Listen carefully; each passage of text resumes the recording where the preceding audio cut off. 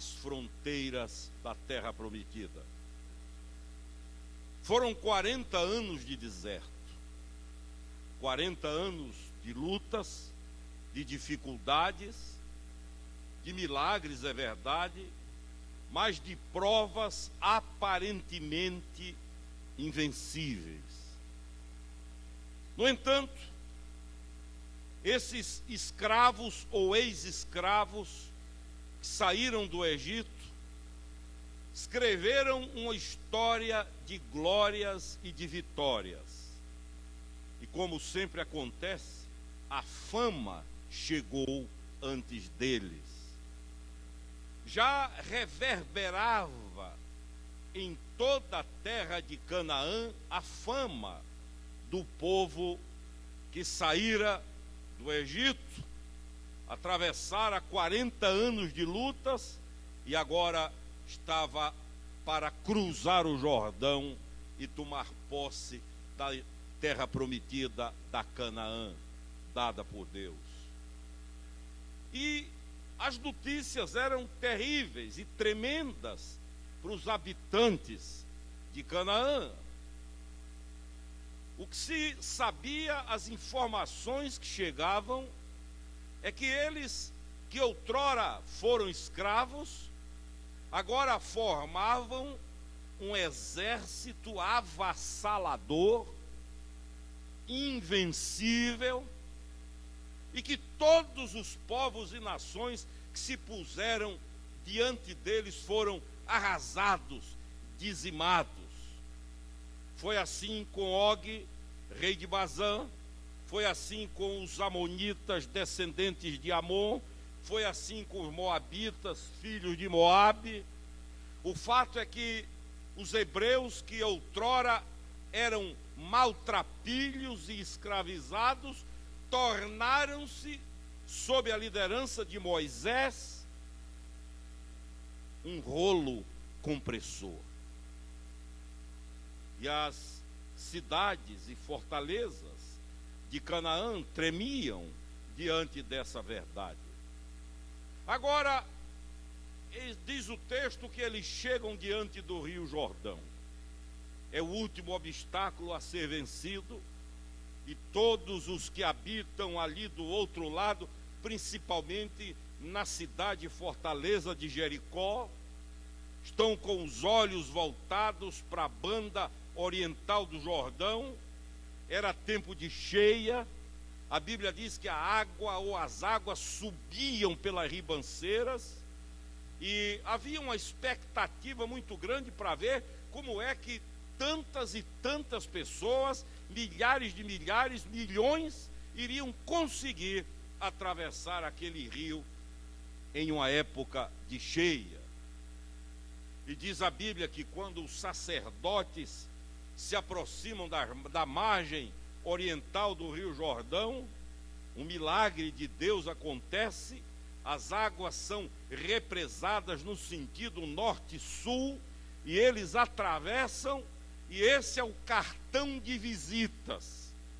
Esta é a avant-première do que Deus vai fazer, e ao mesmo tempo uma demonstração do que ele fez para que o povo chegasse até ali.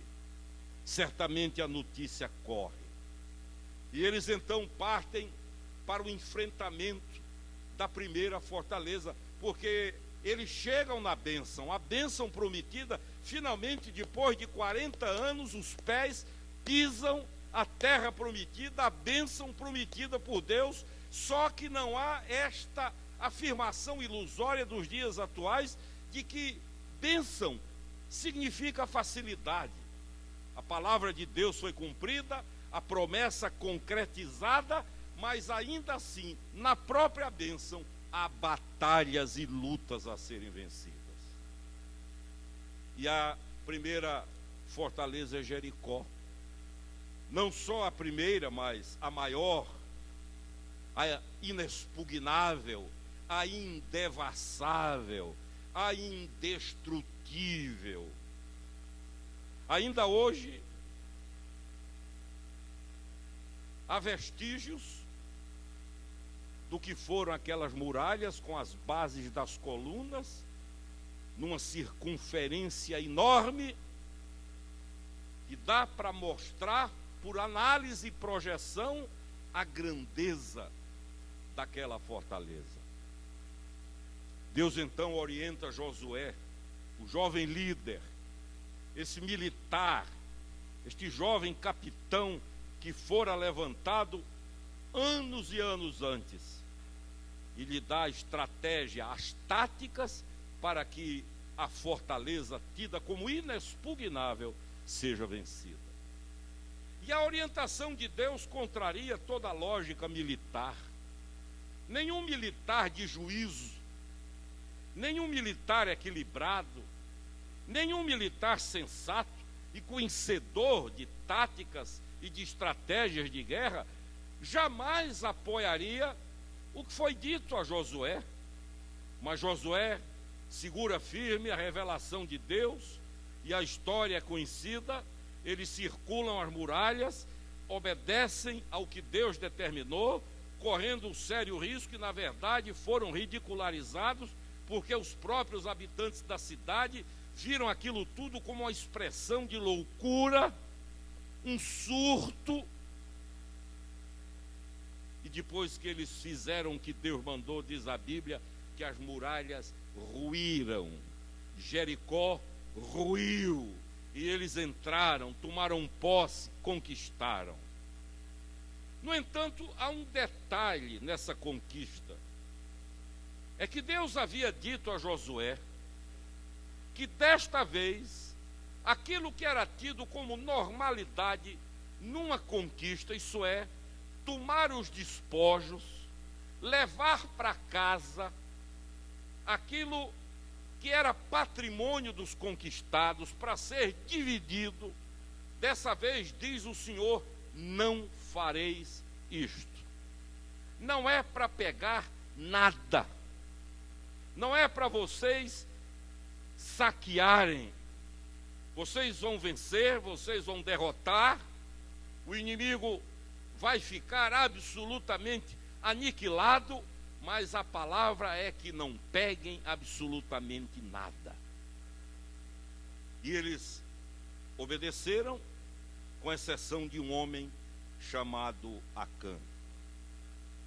Quando tudo está terminado, a vitória lacrada, selada, Acã começa a caminhar pelos despojos, e à medida que ele caminha, a cobiça aumenta, a vontade de ter descontrolada, quando a ambição é maior do que o caráter, quando o apetite para ter é maior do que a disposição para obedecer a palavra de Deus, e aí a ambição relativiza tudo, o apetite pelas coisas, e Acã começa a esquecer do que Deus havia dito. E lá para as tantas ele descobre uma capa babilônica. Não esqueçam que Babilônia viria a ser a Pérsia, e até hoje a tessitura ou a indústria têxtil persa é célebre, os famosos tapetes persas.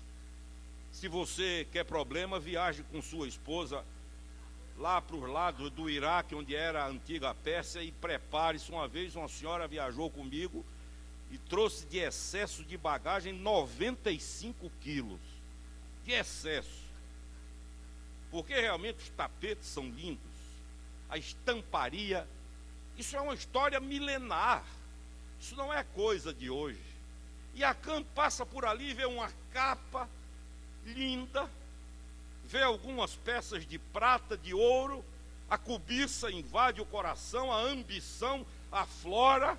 Ele olha para a direita, olha para a esquerda, olha para frente, olha para trás, não vê ninguém, põe aquilo tudo numa espécie de saco, leva para a tenda dele, cava um buraco no chão, enterra o que ele acabara de levar, que aos seus olhos não era roubo, porque eram despojos de guerra, põe, quem sabe, um tapete por cima, varre direitinho e diz: pronto, está resolvido.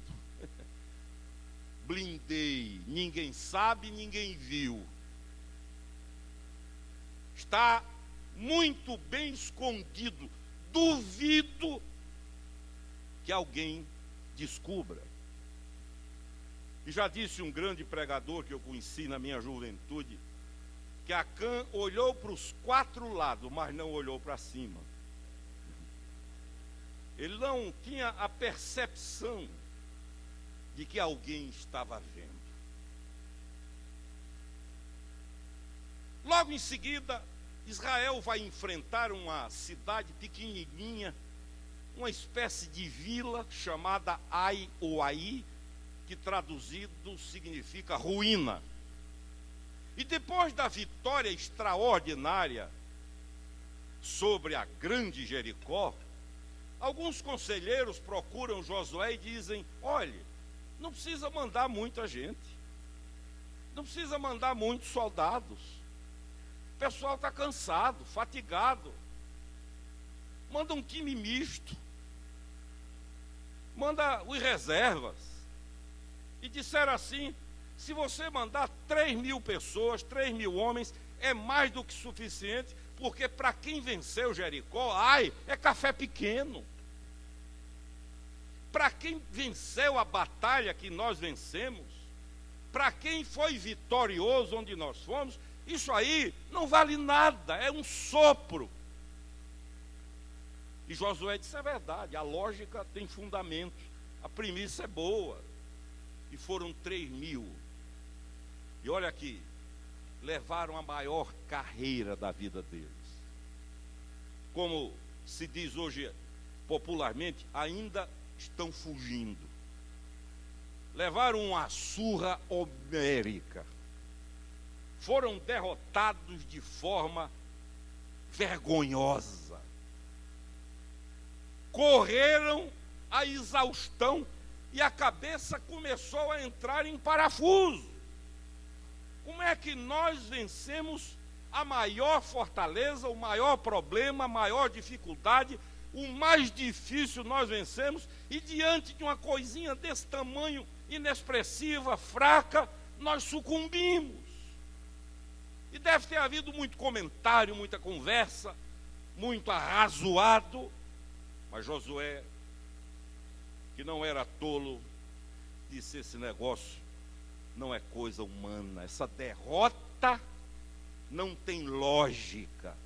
Humanamente seria impossível eu vencer um gigante e perder para um anão. Humanamente seria impossível eu derrotar uma fortaleza tida como a maior da região e perder para uma cidade que nem muralha tinha. Josué diz: aí tem alguma coisa, e ele é o único a correr para perto de Deus. Põe-se diante de Deus, e diz a Bíblia que ele chama alguns sacerdotes, eles se prostram, cobrem a cabeça de pó, de terra, humilham-se, e ele diz: Senhor, o que é que houve? Não há explicação humana, e nós vivemos isso na nossa vida. Às vezes vencemos as maiores barreiras e caímos nas menores. Superamos as maiores tentações e fracassamos diante das menores. Vencemos os desafios, os mega desafios, e nos quebramos em micros desafios. Às vezes superamos problemas que o mundo olha e fica pasmo, e somos derrotados em circunstâncias nas quais nós já contávamos a vitória e apenas esperávamos a chegada dos troféus. Isso acontece conosco. E aí que a interrogação surge, principalmente para quem é convertido. Porque para quem não é convertido, a lógica da mensagem desaparece. Mas para quem é do Senhor, Josué corre para Deus e diz: o que é que houve? Não adianta eu procurar os meus generais, os meus estrategistas, não adianta eu buscar explicação com os meus soldados, porque esse negócio não tem explicação humana. A vergonha foi muito grande. Eu quero que o Senhor me diga o que é que houve, porque aí há coisa para além da naturalidade. E Deus então diz: eu falei para vocês que não era para pegar nada. Em outras batalhas eu disse, peguem tudo, e pegavam. Dessa vez eu disse, não peguem nada. Mas há uma pessoa que desobedeceu. E esta é a razão da derrota fragorosa que toda a nação sofreu. E Deus então orienta Josué e diz, reúne todo Israel. Dizem os estudiosos que havia ali entre 3,5 milhões a 5 milhões de pessoas. Certamente tudo muito bem organizado, juízes estabelecidos. E Deus diz, agora pega as 12 tribos e faz um sorteio. Josué obedece e o sorteio cai na tribo de Judá. 11 já estão descartadas. Josué já sabe que a transgressão está na tribo de Judá. Deus então diz agora, lança sorte sobre a tribo de Judá e vamos descobrir qual é a casa, qual é a família, porque uma tribo era formada de centenas e centenas e centenas e centenas de famílias. E eu imagino que Acã está ali dizendo, não é possível. Aí será o suprassumo do azar. Milhões de pessoas já acertou na minha tribo. Vive aquela sensação que o pecado traz, me acharam, descobriram, estou nu diante da opinião pública. Quando faz o sorteio na tribo, chega na família dos Zeraitas. Aí Deus diz, bom, agora vocês já sabem qual é a tribo e qual é a família. E Natã e Acã vê o cerco apertar. Agora, uma família era formada de várias casas, como as nossas famílias. Primos, irmãos, parentes. Lança a sorte e cai a sorte sobre a casa de Zabde. Sabe quem era Zabde? O pai de Acã. Acã diz, não é possível, hoje é meu dia. Mas já havia feito. Mas ele tinha outros filhos. Acã olha para um lado e para o outro, eu não sei o tamanho da família, mas Acã diz, ainda tenho chance. Está bem blindado, eu escondi, está blindado. Ninguém sabe, ninguém viu. E quando lançam sorte, o premiado com a loteria da desgraça chama-se Acã. A gente fica assim meio de camarote, mas o sorteio podia ser cair em cima de mim e de você. Se um sorteio desse fosse feito aqui hoje,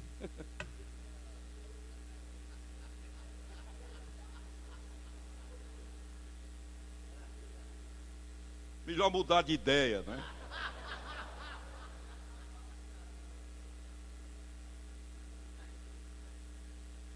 Agora estão Acã e Josué cara a cara, olho no olho, frente a frente. Acã diz, o funil, a coisa afunilou. Acã diz, eu nunca pensei na minha vida que tivesse tanto azar. Josué encara Acã, e eu gosto do que Josué diz a ele, porque Josué diz, dá glória a Deus. Não era para Acã gritar, glória a Deus. Gritar, até papagaio grita. A glória a Deus deveria ser dada com uma atitude, não com o verbo. Acã é confrontado por Josué, que diz, filho meu filho, dá glória ao Senhor Deus de Israel, e a ele rende louvores. A gente pensa assim, era para Acã formar uma banda. para louvar, para cantar, para dançar. Só que o modus operandi desta glorificação, desta doxologia, diz ele: e declara-me agora o que fizestes, ou seja, o louvor e a adoração serão a tua confissão, será a tua confissão. É a única forma, de Josué. Você quer louvar a Deus, quer glorificar a Deus, quer bendizer a Deus, então diga o que fez. Esse é o momento em que o orgulho e a humildade lutam entre si. Esse é o momento em que o pecado e o arrependimento guerreiam. Esse é o momento em que o céu e o inferno se cruzam. Esta é a hora em que o quebrantamento e o endurecimento da cervical existem. E a palavra diz que Acã olha para Josué e pelo olhar ele já percebe. Não precisa, às vezes o culpado não precisa dizer que é culpado, ele fala com os olhos, com o semblante. Quem é pai e mãe sabe disso muito bem.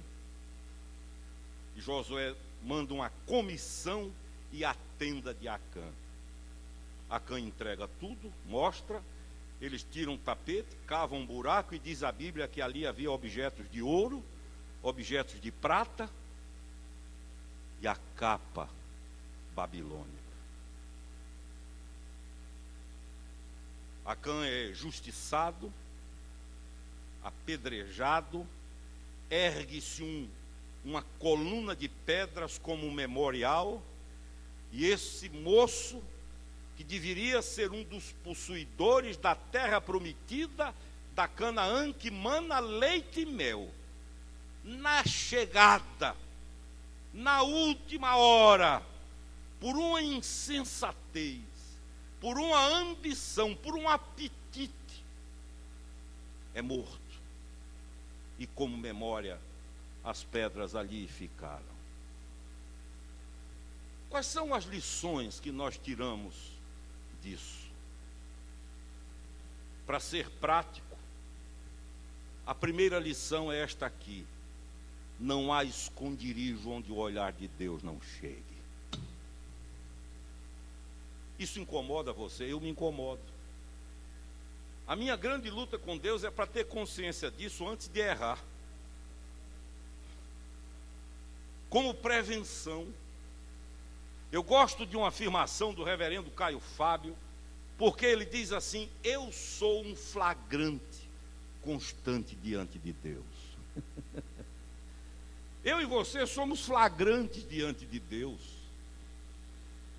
Para Deus não há passado, futuro, para Deus é agora. Uma vez eu estava na cidade de Londres caminhando e entrei no edifício, apertei num botão de elevador, e quando a porta abriu, antes que eu olhasse para dentro, alguém gritou e disse: "Ô, gente!" Eu disse: não é possível. Não é possível. Levantei os olhos e o indivíduo começou a cantar Asa Branca. Era um conterrâneo meu, médico. E eu disse a ele: Luciano, se a gente tivesse marcado encontro, não ia dar certo. Não sei porquê, mas de alguma forma na hora eu lembrei desse olhar de Deus, porque a gente encontra irmãos onde menos espera. E Carmen diz assim: está vendo? São os olhos de Deus. Mas se os olhos de Deus fossem só os olhos dos irmãos, dava para administrar. O problema é que os olhos de Deus estão ao mesmo tempo em todos os lugares. Por isso ele é onisciente, ou seja, homem é poderoso, é todo poderoso. Ele é todo ciente, ele é absolutamente ciente de todas as coisas. E aquilo que eu tenho blindado, que você tem blindado, que significam doença para a nossa vida, não pense, não se iluda de que escondendo de mim ou eu de você, nós estamos escondendo de Deus, porque o olhar de Deus vê todas as coisas. Me permitam a expressão um pouco contundente, mas para dar a cor exata do que eu quero dizer, eu e você estamos constante e perpetuamente nus diante de Deus.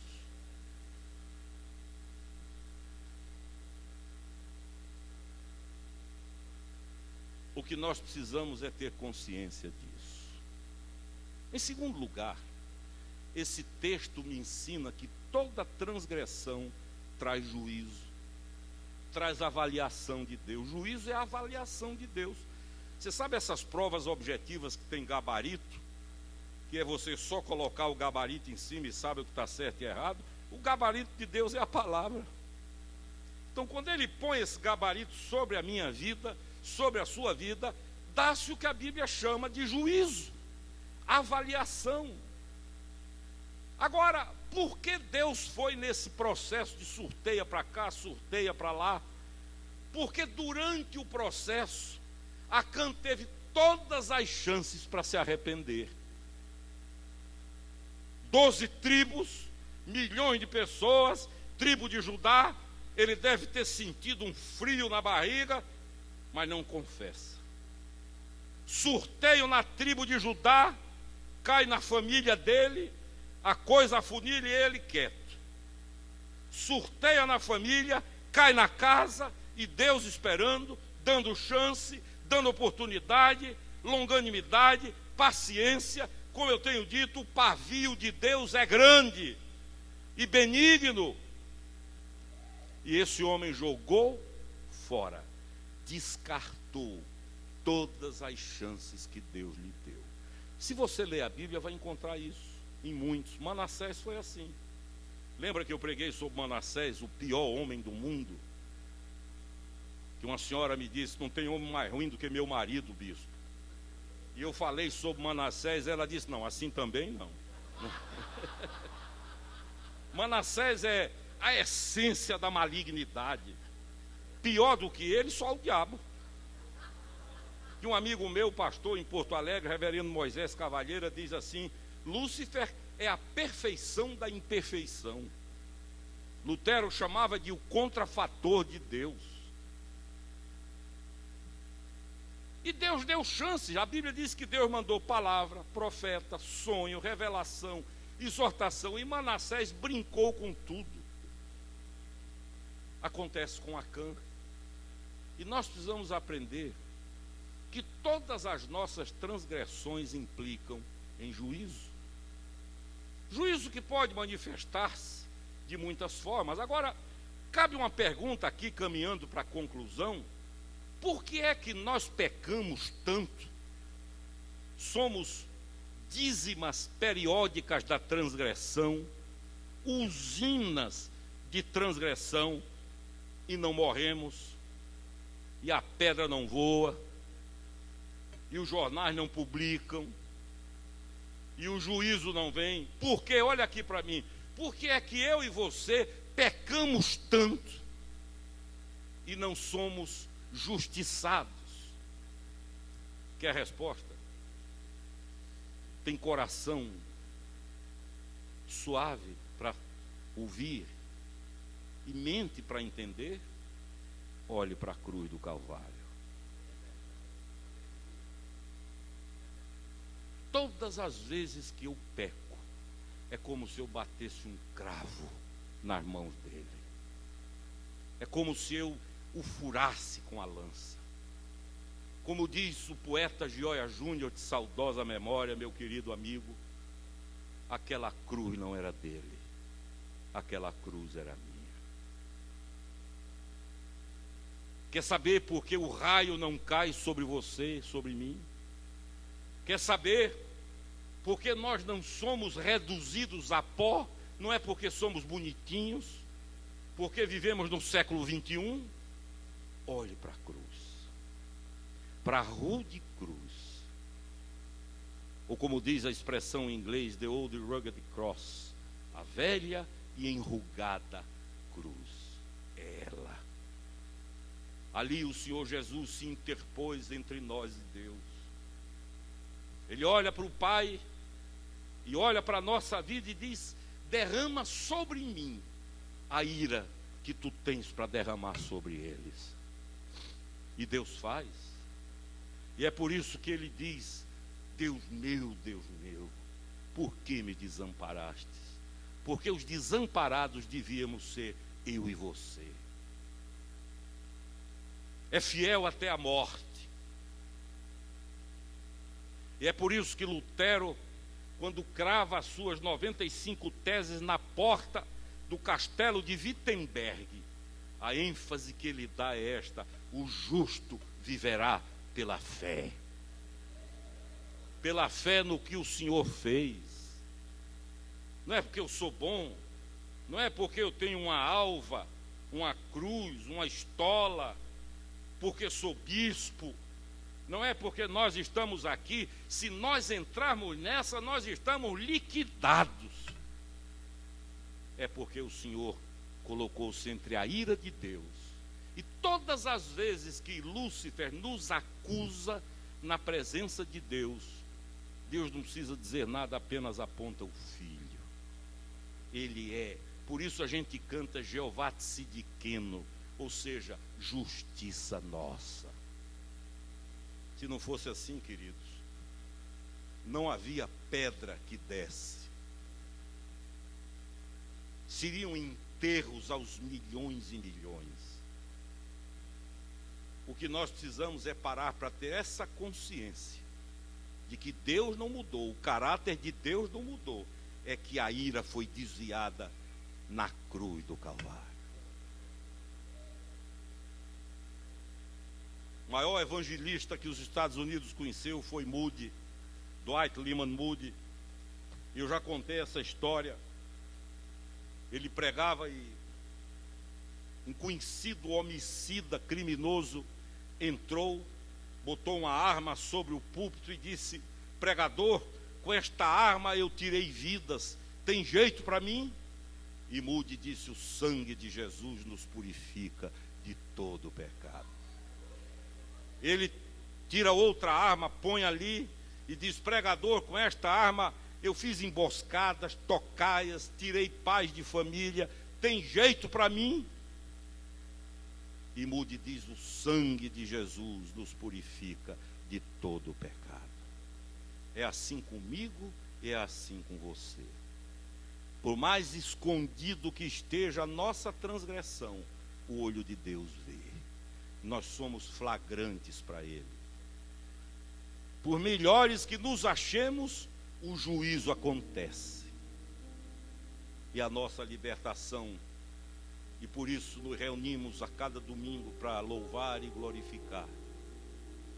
É porque há entre nós e o peso da ira de Deus, há uma cruz simples, enrugada, desprezada, aquela colina na periferia de Jerusalém. Simples é, na verdade, o maior de todos os montes da Bíblia Sagrada. Nem Sinai. Às vezes eu, quando viajo a Israel, as pessoas têm uma vontade de... Eu quis conhecer o Monte Sinai. Fui uma vez e acabou. 7 quilômetros de subida. Gente que desiste na metade. Outros querem conhecer o Nebo, que hoje está na Jordânia, Horebe. Mas o mais importante de todos é um dos menores. Tem o formato de uma caveira, por isso o nome Calvário, que é caveira em Gólgota. Foi ali. Diz o salmista numa linguagem linda, foi ali que a graça e a verdade se encontraram, a justiça e a paz se beijaram. Bendito seja o nome do Senhor. E por isso cantamos, e por isso louvamos, e por isso erramos, nos arrependemos, porque o sangue do Senhor nos purifica. Eu era um jovem pregador e fui pregar na primeira igreja batista central em Brasília, e havia algumas autoridades que faziam parte, dentre elas um que havia sido presidente do Supremo Tribunal Federal, Dr. Milton Vilas Boas, um servo de Deus, já velhinho, cabelos brancos. E quando acabou o culto, eu preguei sobre a cruz. Ele me chamou e disse: olha, gostei muito do sermão, mas você cometeu um erro. Eu fiquei meio pálido, meninão, e olhei e disse: pois não, ministro, eu quero que o senhor me diga qual foi o erro que eu cometi. Ele disse: meu filho, você afirmou que Jesus nos substituiu no julgamento dos nossos crimes, e em direito isso não existe, é impossível. E eu disse: é verdade, ministro, agora dê um passo à frente. Na graça de Deus é possível. Quem devia estar naquela cruz era o Senhor e eu, mas Ele tomou o nosso lugar. Eu quero encerrar dizendo que o nosso exercício para se esconder de Deus é vão. Não há blindagem que nos esconda de Deus. Isso deve nos levar a uma atitude humilde, quebrantada, porque em razão daquela cruz, hoje não tem pedra, hoje tem colo. Mulher, ninguém te condenou, eu também não te condeno. Vai em paz e não peques mais.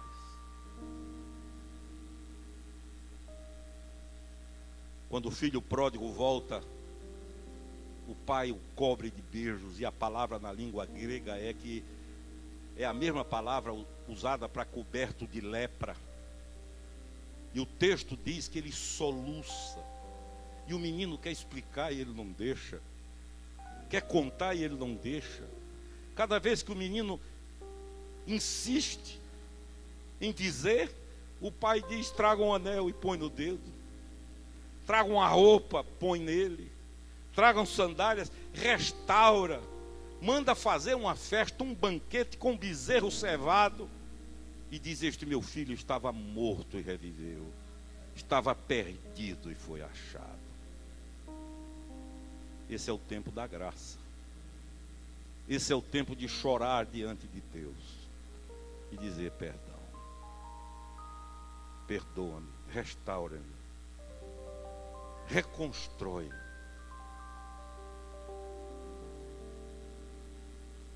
Neuza Itioca afirma que cada vez que nós transgredimos é um pedacinho do ser que é arrancado. A nossa oração deve ser: restaura-me, Senhor. E é o que nós vamos fazer agora. Eu não tenho a menor dúvida de que, assim como o Espírito de Deus pôs essa palavra no meu coração, Ele colocou no coração de muitos de vocês aqui nessa manhã. E bem-aventurados os que não tratarem com descaso o que acaba de ser dito. O Deus de todo amor está aqui, dizendo: vem. Há colo para todos, há abraço para todos. A cruz do Calvário é uma fonte inesgotável de perdão que jorra por toda a eternidade. Enquanto cantamos um louvor, vamos ficar em pé. Eu quero convidar aqui à frente todos aqueles que nesta manhã têm alianças a fazer com Deus, acertos a fazer com Deus. Não precisa ninguém saber, não é escrutínio, mas Deus sabe. O que Deus quer é um gesto. Um gesto. Se você quiser contar para Deus, Ele vai dizer: para.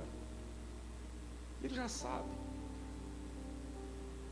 Um gesto diz tudo. Enquanto cantamos, os que quiserem dizer: Senhor, eu não quero mais esconder, blindar, eu quero viver na luz. Socorre-me, ajuda-me. Venham aqui para frente. Quem quiser ficar de joelhos, fique. Quem quiser ficar em pé, fique. Não é a postura do corpo que determina a condição do coração. Enquanto cantamos, vamos tomar posse do que Deus tem para a nossa vida. Amém.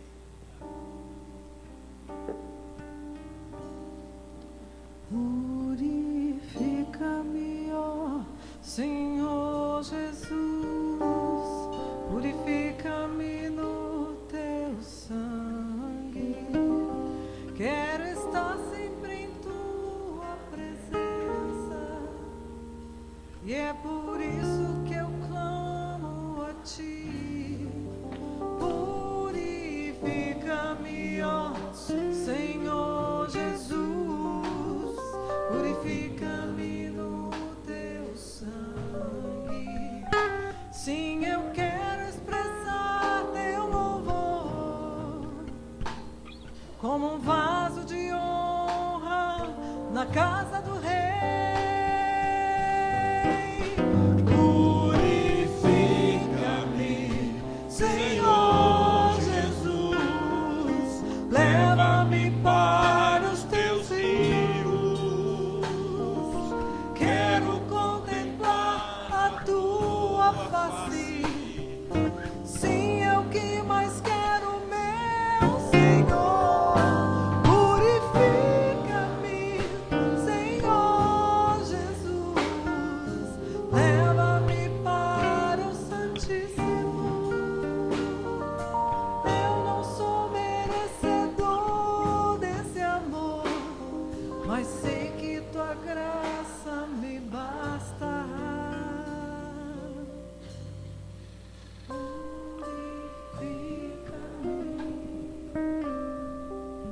Pai, obrigado, Senhor, por mais esta oportunidade de olhar para a cruz, Senhor, e colocar nossas transgressões diante de Ti, porque já não suportamos mais carregar o fardo pesado desta transgressão. Muitos pais que ainda estão nos seus lugares, que não vieram até a frente, mas nas consciências está revelando, Senhor, o nome da sua transgressão. É preciso, Pai, esta manhã nós darmos o nome da nossa transgressão. Tu já sabes, mas para a nossa própria cura nós queremos confessar, Senhor Deus. Certos, Pai, do perdão que vem de Ti, porque Teu Filho Jesus foi para aquela cruz, nos substituindo, porque era nós que precisávamos estar lá.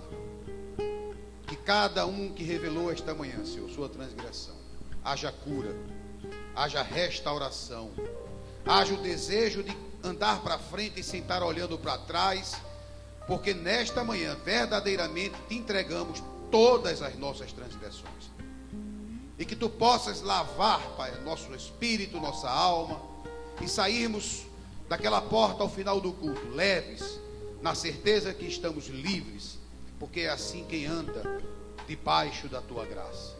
Que nós possamos usufruir verdadeiramente da tua graça, que nós possamos encarnar a verdade da graça em nossas vidas, para podermos caminhar livres, sem o peso da culpa que tanto nos atormenta. Em nome e para a glória do teu Filho Jesus, nós agradecemos, Pai. Amém, amém e amém. Com toda alegria, vamos retornar aos nossos lugares. Senhor Jesus, leva-me para os teus rios. Quero contemplar a tua face. Sim, é o que eu mais quero, meu Senhor. Pode se sentar. Purifica-me, Senhor Jesus, leva-me para o Santíssimo. Eu não sou merecedor desse amor, mas sei que tua graça me basta. Purifica-me. Se tem alguém dizendo a você que você não está perdoado, é o diabo. É o diabo que está dizendo, você está perdoado sim. Volte a sorrir, volte a se alegrar, porque o seu pecado foi, por mais absurdo que pareça, já foi perdoado. Amém. Vamos trazer ao altar do Senhor as nossas ofertas, os nossos dízimos, com alegria, com gratidão ao que Ele tem nos feito, e não pelo que Ele vai fazer, mas pelo que Ele já fez em cada uma de nossas vidas.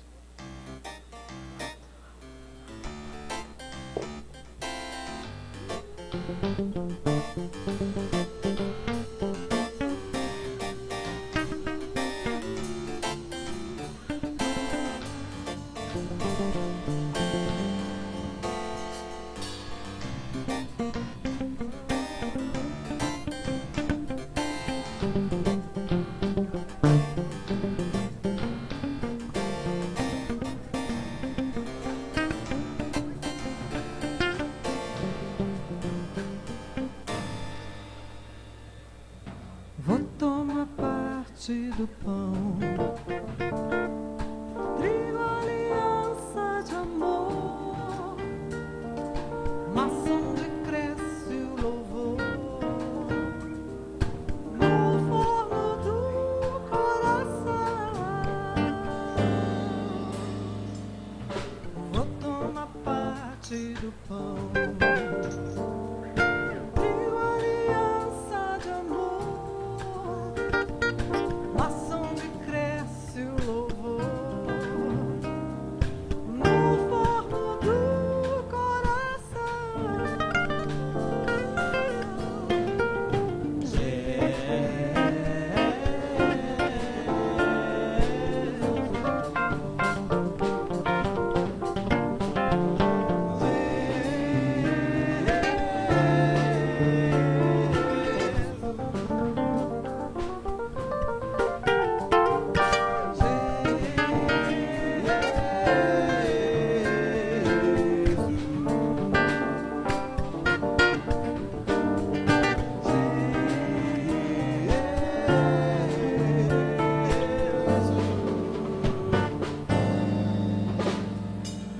Do vinho eu vou beber,